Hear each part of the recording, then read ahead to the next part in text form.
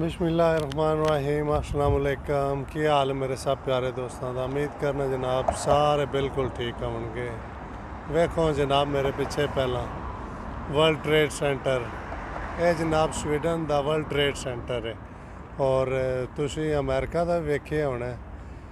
यह जनाब स्वीडन का वर्ल्ड ट्रेड सेंटर है, स्टॉकहोम स्वीडन का। हाँ जी, तो इस वेले मैं मौजूद हाँ स्वीडन के मेन सेंटर दे विच समझो। ते बहुत ही प्यारी धुप चढ़ी है तो बड़ा अच्छा मौसम सी। मैं क्या चलो चलने दोस्तों को कुछ मज़ीद विखाने इत्थे दा।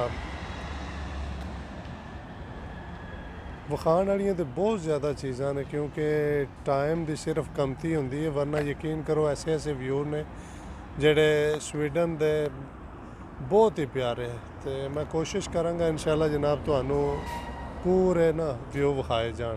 तो इस टाइम मैं काम तो छुट्टी की थी, मैं चलो दोस्तों नाल थोड़ा जा वीडियो शेयर किया जाए। शहर तो गुजर रहा सी ते चलने जनाब मज़ीद तुहानू विखाने। है मेरे पिछे जिहड़ी है बस जे स्वीडन दी खली, ये स्टेशन तो अगे पिछे जितने भी मसलन शहर ने छोटे मोटे उन्होंने तो ये लैके आती है सवारियां वगैरह नूं।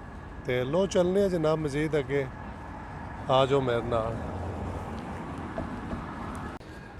और है जनाब वेख रहे हो मेरे पिछे तुसी, है सब स्टॉकहोम सिटी जितना भी तुहानूं नज़र आ रहा ना सब साइडां ते बिल्कुल ये मेन शहर है जनाब स्वीडन का स्टॉकहोम सिटी।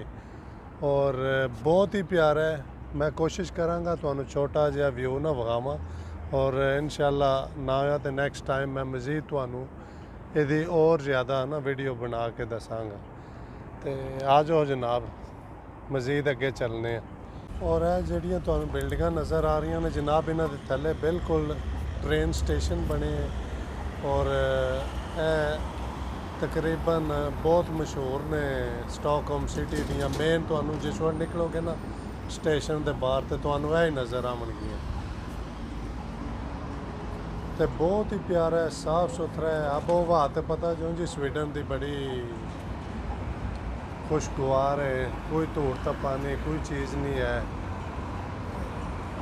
मैं काम तो छुट्टी की थी, मैं चलो दोस्तों ना छोटा जिहा एक क्लिप बना के शेयर कर देने। इंशाल्लाह मज़ीद जनाब तुहानूं अगू व्यू कोशिश करना विखाण दी। टाइम भी ज़रा कुछ शार्ट है, जाना सी मैं किधर, मैं चलो छोटा जिहा एक वीडियो बना देवां। और मेरे पीछे जिहड़ी दूसरी साइड ते तुहानूं बिल्डिंग नज़र आ रही है, यह कुछ प्यारियां जगह भी हैं पुरानियां इत्थे स्वीडन दियां बहुत प्यारियां जगह। और यकीन करो इन्होंने इतना को बंदोबस्त किए है सर्दी का कि जितनी चाहे बर्फ़ पवे ठंड आवे अंदर तुसी जो वड़ जाना है। तो बहुत ज़्यादा जनाब हीटिंग का सिस्टम इन्ना बेहतर किए। हालांकि मैं इंग्लैंड गया सी, उत्थे भी मैनू नहीं पसंद आया। और ट्राम भी खली उन्हें भी आना उन्हें इधर ही मेरे पिछे तुहानूं नज़र आ रही है। जनाब मैं स्टेशन तो थोड़ा जिहा इधर आया, मेरे पिछे वेख रहे हो तुसी बहुत ही प्यारा नज़ारा है। जनाब तुहानूं जिहड़ी नज़र आ रही है स्वीडन की ट्राम है, अक्सर तुहानूं अगे भी वेखण नूं मिली होनी है मेरे वीडियो च। ते इत्थे मेन सेंटर दे विचों भी गुजरती है, तकरीबन सारे पासे जांदियां। लो जी दोस्तों थोड़ी जी जल्दी भी आई तो शार्टकट वीडियो बनाया मैं हूँ जल्दी तो उम्मीद करना तुहानूं पसंद आया होगा।